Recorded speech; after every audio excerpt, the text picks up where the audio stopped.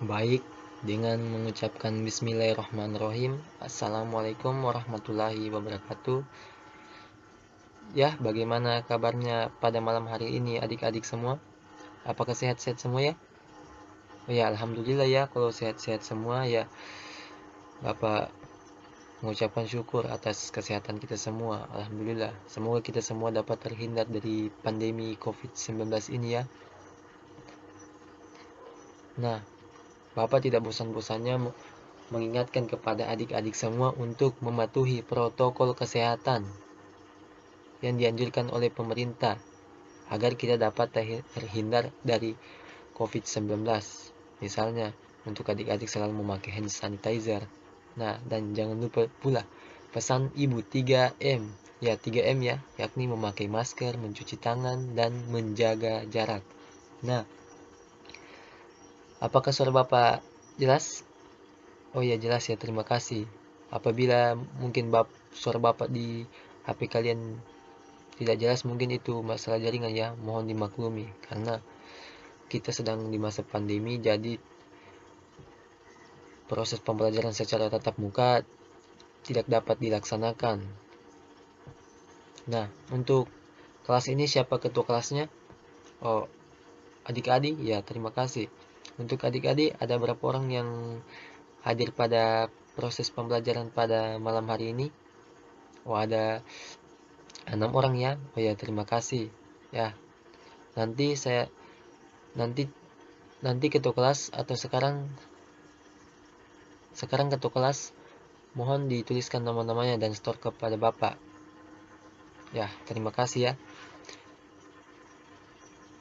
Ya, ketua kelas saya harap dapat memimpin doa. Karena sebelum proses pembelajaran alangkah lebih baiknya kita sebagai umat yang beragama untuk memanjatkan doa untuk kelancaran proses pembelajaran kita pada malam hari ini. Ya, untuk ketua kelas saya persilakan untuk membacakan doa. Oh ya, terima kasih untuk ketua kelas. Semoga selalu dilindungi oleh Allah Subhanahu wa taala. Amin. Nah, untuk adik-adik semua apakah perlengkapan tulisnya, pulpennya, bukunya sudah siap untuk digunakan pada hari ini? Oh ya, buku itu jangan hanya disimpan di tas ya, tapi digunakan untuk mencatat hal-hal yang penting. Karena ilmu itu adalah hal-hal yang sangat berguna. Mungkin di masa sekarang kalian belum merasakannya, tapi di masa yang akan datang insya Allah kalian akan merasakan dampak dari ilmu yang kalian dapatkan. Nah, sebelum masuk ke proses pembelajaran, Bapak akan membacakan tujuan pembelajaran. Pembelajaran, tapi Bapak akan membacakan judul materi kita, yakni materi mengenai menghargai nilai kesejarahan, perumusan, dan pengesahan Undang-Undang Dasar 1945. Nah, tujuan pembelajaran kita pada hari ini ya adik-adik, yakni peserta didik dapat menganalisis kesejarahan, perumusan, dan pengesahan Undang-Undang Dasar Negara Republik Indonesia tahun 1945 dengan memiliki kemampuan memberi solusi, rasa ingin tahu, bertanggung jawab, dan menyampaikan pendapat, dan memberi pertanyaan. Ya, saya harap untuk adik-adik dapat memberi pertanyaan kepada Bapak. Apabila tidak ada yang memberi nanti pertanyaan, Bapak yang membalik bertanya ya. Ya, apabila nanti Bapak menjelaskan secara terlalu cepat, mohon ditegur ya. Akan tetapi apabila suara Bapak putus-putus di HP kalian, mungkin itu masalah jaringan dan harap dimaklumi karena kita sedang di situasi COVID-19 ini yang sangat mencekam, yang dimana pandemi ini tidak hanya melanda Indonesia akan tetapi melanda seluruh dunia. Nah, untuk adik-adik sebelum masuk ke proses pembelajaran, Bapak akan bacakan atau membacakan satu kutipan dari tokoh bangsa kita atau presiden pertama kita. Ya, siapa yang tahu siapa presiden pertama kita? Untuk kelas siapa? Oh ya, Presiden Soekarno. Ya, baik sekali. Bapak kira kamu tidak tahu siapa presiden pertama kita. Nah, baik, terima kasih. Nama-namanya sudah ada di tangan Bapak yang hadir. Ya, langsung saja kutipan dari Bapak Soekarno, yakni janganlah sekali-kali melupakan sejarah. Ya, maksud beliau di sini yakni adik-adik sebagai generasi penerus bangsa, sebagai wujud kecintaan dan menjalankan dan sebagai rasa cinta dan menjaga kemerdekaan kita, yakni adik-adik menuntut ilmu karena ilmu itu penting. Karena di masa yang akan datang, siapa yang tahu, mungkin adik-adik menjadi presiden, adik-adik mungkin menjadi menteri perdagangan, adik Dian menjadi menteri keuangan, dan sebagainya. Mungkin ada yang menjadi kepala desa, dan kalian semua akan menjadi pemimpin-pemimpin. Dan Bapak tekankan, sebagai pemimpin jangan korupsi ya, karena itu perbuatan yang tidak baik.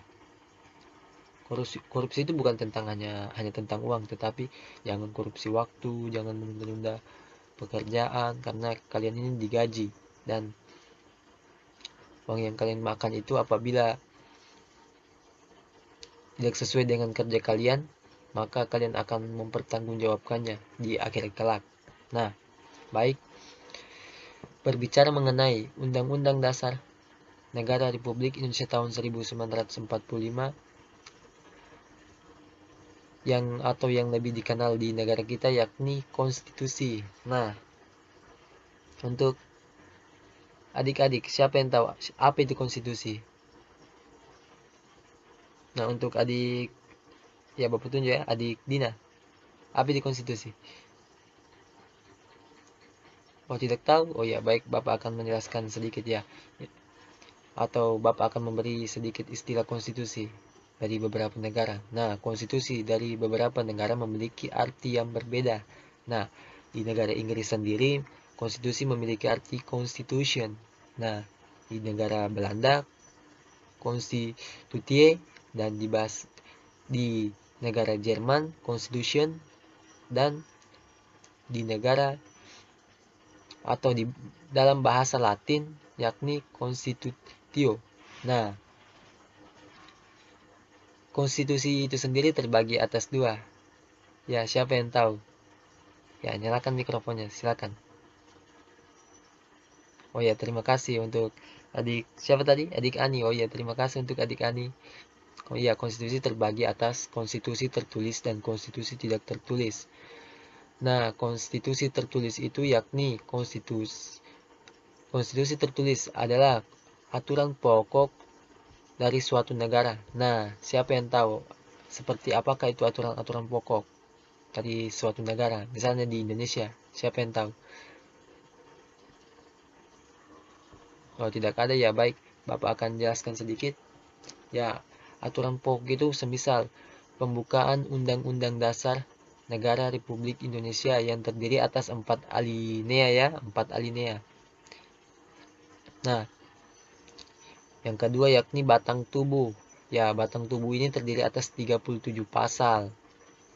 Nah, selanjutnya konstitusi tidak tertulis.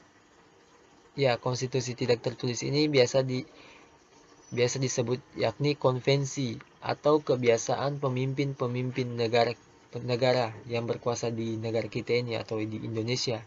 Nah, siapa yang tahu apa itu konvensi? Atau contoh konvensi itu apa? Ya, saya persilakan. Untuk adik Agung, saya persilakan. Ya, nyalakan mikrofonnya.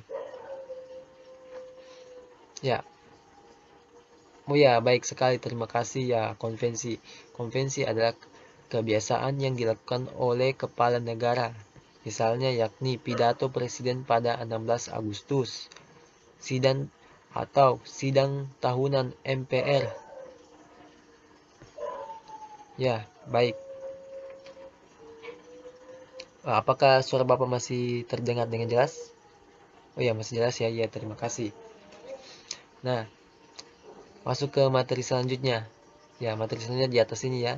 Ya, Perumusan Undang-Undang Dasar Negara Republik Indonesia tahun 1945. Nah, siapa yang tahu apa itu perumusan? Ya, ada yang bisa memberikan sedikit pendapatnya apa itu perumusan? Ya, untuk adik ketua kelas kita. Oh ya, tidak bisa ya. Ya, perumusan adalah perbuatan merumuskan secara ringkas dan tetap. Nah, contoh perumusan di sini atau Bapak akan memberikan contoh konkretnya, yakni perumusan dasar negara kita. Ya, apa dasar negara kita? Oh ya, baik sekali. Siapa tadi itu? Oh, Ani ya. Baik, terima kasih Ani. Ya, dasar negara kita yakni Pancasila. Nah,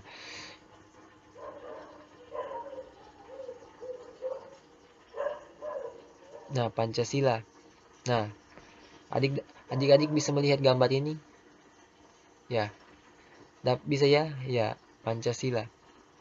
Pancasila itu pertama kali dirumuskan oleh 3 tokoh bangsa, yakni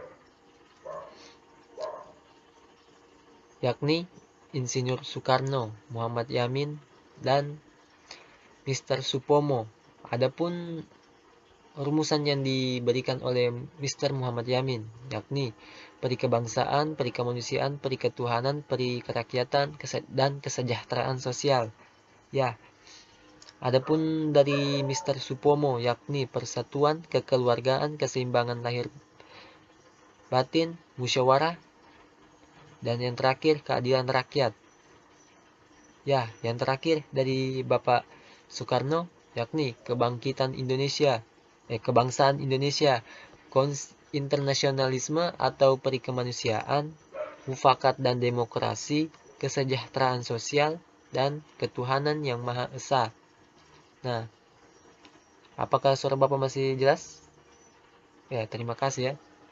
Ya, sampai di sini Bapak akan membagikan kelompok.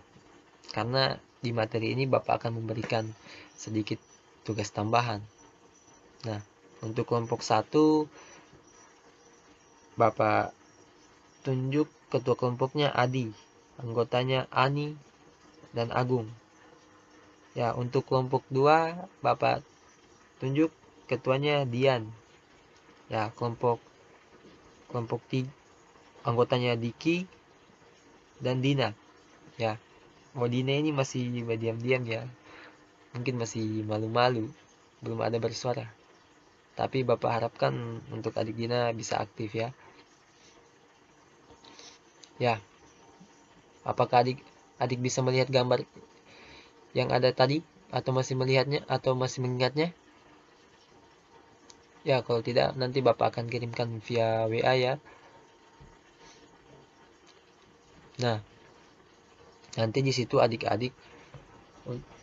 mencari tahu hal-hal apa saja yang terjadi di perumusan Undang-Undang Dasar Negara Republik Indonesia tahun 1945, dan adik-adik membuat laporan selembaran, dan apabila waktu masih mencukupi untuk pertemuan malam hari ini, Bapak akan menunjuk kelompok mana yang akan mungkin 2 kelompok ini bisa mempresentasikannya apabila waktu masih mencukupi.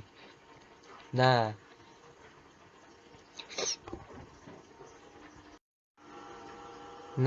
apakah di sini ada yang tahu lembaga apa yang menjadi wadah untuk perumusan Undang-Undang Dasar Negara Republik Indonesia?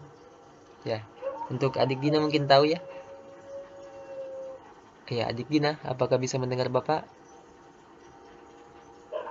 Ya, nyalakan mikrofonnya ya. Oh, BPUPK. Oh iya, sangat baik ya. Oh, adik Dina ini ternyata cukup luas wawasannya ya. Mungkin dia hanya malu-malu. Ya, BPUPKI ya. Tapi Bapak mungkin tidak akan menjelaskan panjang lebar karena ini tugas tambahan kalian di materi ini. Nah, selanjutnya yakni pengesahan Undang-Undang Dasar Negara Republik Indonesia tahun 1945. Nah, siapa yang tahu apa itu pengesahan? Ya, kalau tidak ada yang tahu ya baik Bapak yang akan menjelaskannya, yakni perbuatan yang mengesahkan secara hukum. Maksudnya di sini pengesahan yang dilakukan tidak legal, tetapi legal, tidak ilegal ya. Maksudnya di situ diakui keberadaannya. Nah, pengesahan Undang-Undang Dasar Negara Republik Indonesia tahun 1945 ini dilakukan oleh PPKI atau Panitia Persiapan Kemerdekaan Indonesia. Ya, PPKI sendiri ini ya yang menggantikan BPUPKI. Ya, PPKI ini melaksanakan sidang pada tanggal 18 Agustus 1945. Dalam persidangan PPKI tanggal 18 Agustus 1945 dihasilkan keputusan sebagai berikut. Ya, keputusannya yakni mengesahkan Undang-Undang Dasar 1945.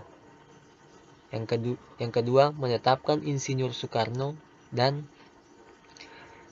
Bapak Dr. Andes Muhammad Hatta sebagai Presiden dan Wakil Presiden. Dan yang ketiga, membentuk Komite Nasional Indonesia Pusat atau biasa disingkat KNIP.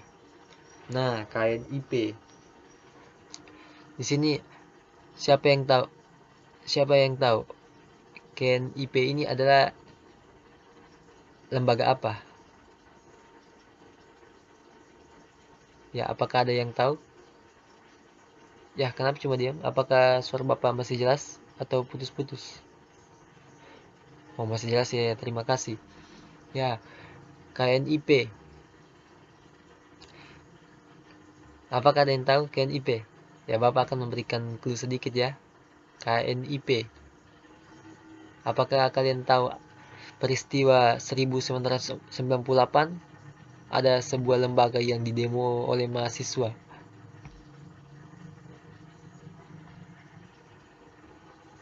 Ya, baik sekali adik Dina. Ya, DPR ya. Terima kasih untuk adik Dina.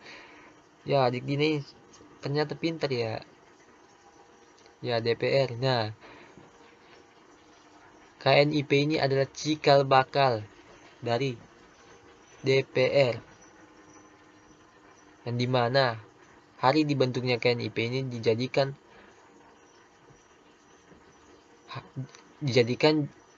hari lahir dari DPR itu. Nah, tugas pertama dari KNIP ini yakni sebagai penasihat presiden.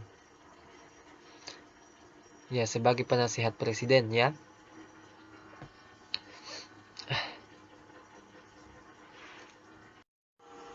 Nah, akan tetapi seiring berjalannya waktu, KNIP tidak hanya menjadi penasihat presiden ya, tapi memiliki kewenangan legislatif. Maksudnya memiliki kewenangan legislatif di sini, kewenangan kenik menjadi Nah, yang dimaksud dengan memiliki kewenangan legislatif itu yakni menjadi Dewan Perwakilan Rakyat. Nah, KNIP ini memiliki kewenangan sebagai DPR atau Dewan Perwakilan Rakyat, disahkan pada rapat KNIP pada tanggal 16 Oktober 1945. Nah, baik untuk kelompok 1, Bapak sedikit bertanya, siapa yang tahu hari lahir dari KNIP ini pada tanggal berapa? Apakah ada yang tahu? Oh, salah, bukan 28 Agustus. Salah. Ya, untuk kelompok 2 mungkin ada yang tahu. Ya, untuk adik Dian, apakah tahu? Oh, tidak ya. Anggota-anggotanya apakah tahu? Oh iya, baik sekali Dina ya. Terima kasih Dina. Ya, Dina. Ya, yakni hari lahir dari KNIP ini yakni tanggal 29 Agustus 1945.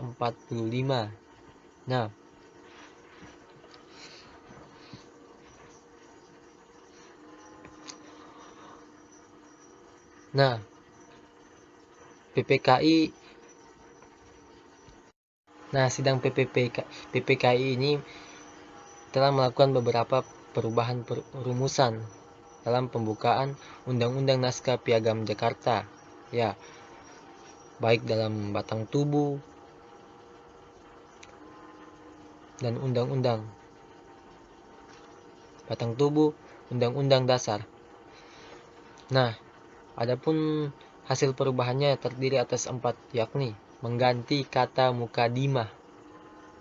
Ya, yang pertama mengganti kata mukadimah menjadi kata pembukaan. Ya.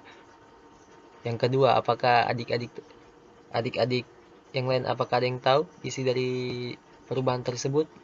Ya, Bapak sudah memberitahu satu, yakni mengganti kata mukadimah menjadi kata pembukaan. Ya. Yang kedua, apakah ada yang tahu? Kalau tidak ada ya Bapak lanjutkan, yakni sila pertama, yakni ketuhanan, kewajiban.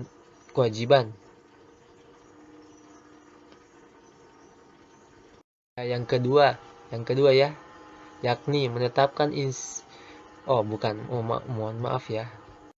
Yang kedua, yakni sila pertama, yaitu ketuhanan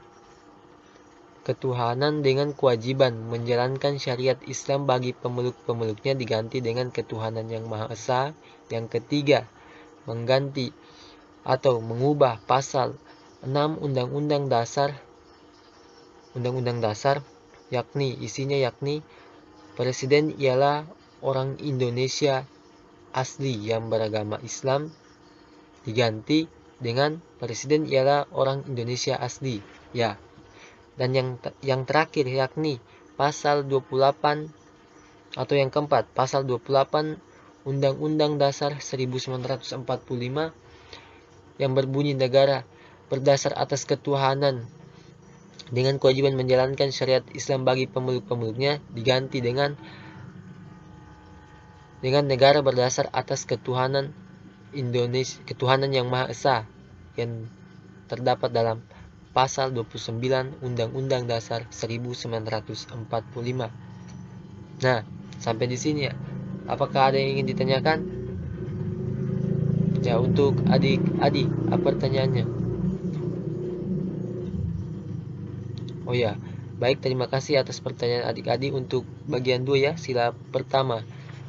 Mengapa diganti dari ketuhanan dengan kewajiban menjalankan syariat Islam bagi pemeluk-pemeluknya diganti menjadi ketuhanan yang Maha Esa, ya. Oh baik, Bapak akan menjawabnya.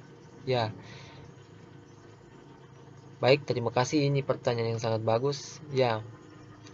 Kalau yang kita ketahui di masa penjajahan kita, bukan hanya orang Islam saja yang berjuang untuk membela kemerdekaan kita, kan tetapi ada banyak suku, bangsa, ras dan agama yang bersatu padu untuk mengusir para penjajah.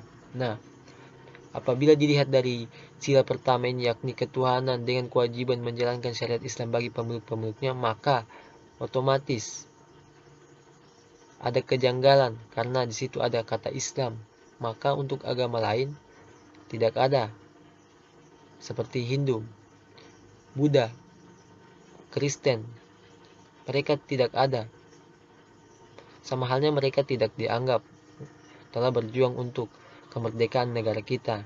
Jadi dengan segala pertimbangan, maka diganti dengan ketuhanan yang Maha Esa, yang dimana situ mencakup seluruh agama, karena setiap agama memiliki Tuhan. Jadi diubah menjadi ketuhanan yang Maha Esa. Ya, apakah adik-adik sudah paham? Ya, baik, terima kasih. Ya, berhubungan materi kita sudah habis dan waktu kita tinggal tersisa 5 menit. Jadi tugas yang tadi Bapak berikan itu dibacakan minggu depan ya. dan Bapak akan menambahkan satu tugas lagi nanti. Ya, tugasnya tidak susah, hanya tugas biasa saja. Nah, sebelum Bapak mengakhiri proses pembelajaran pada malam hari ini, Bapak akan menarik kesimpulan. Apakah mungkin sebelum Bapak menarik kesimpulan, apakah adik-adik di sini ada yang ingin menarik kesimpulan atau memberikan kesimpulannya terhadap proses pembelajaran pada malam hari ini? Ya, apakah ada? Oh ya, kalau tidak ada, Bapak yang akan menarik kesimpulan. Ya, proses perumusan dan pengesahan Undang-Undang Dasar Negara Republik Indonesia ini tidak akan terjadi apabila para tokoh pendahulu bangsa dan para pejuang kita tidak berjuang menghadapi penjajah Jepang, maka tidak akan terjadilah proses perumusan dan pengesahan Undang-Undang Dasar 1945. Dan untuk golongan muda,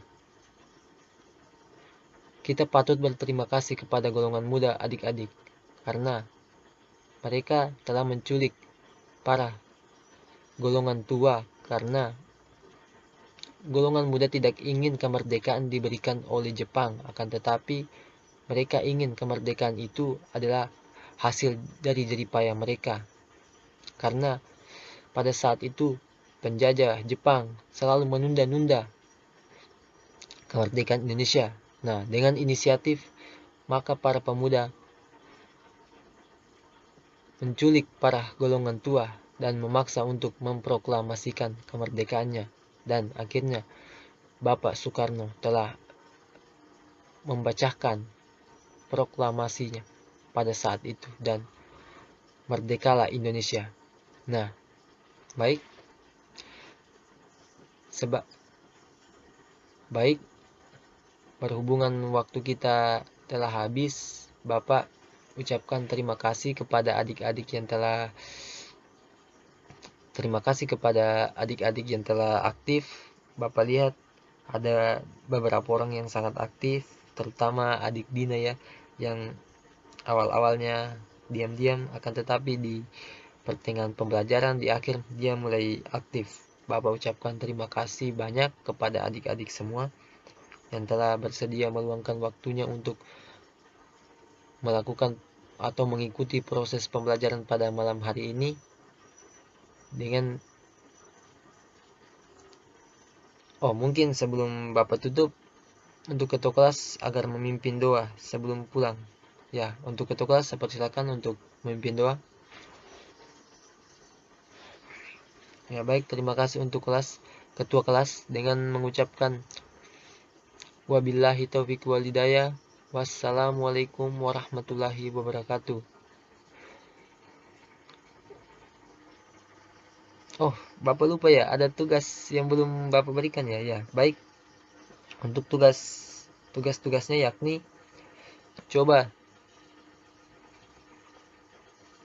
kalian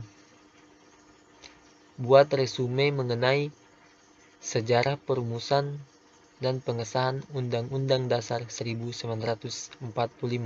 Ya, itu saja. Ya, resumenya maksimal satu lembar ya. Ya, baik.